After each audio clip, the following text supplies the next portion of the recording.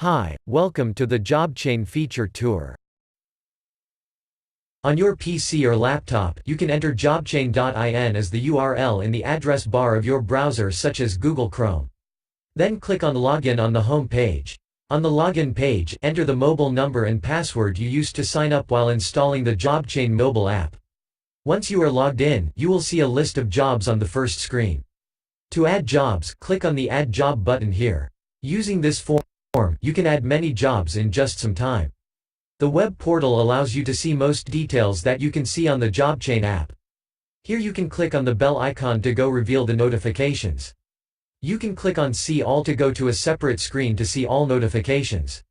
If you want to know the status of a particular job, you can simply type something in the search box to find the job you are looking for. I hope you found this guide helpful. Please feel free to contact us if you need help with any other feature.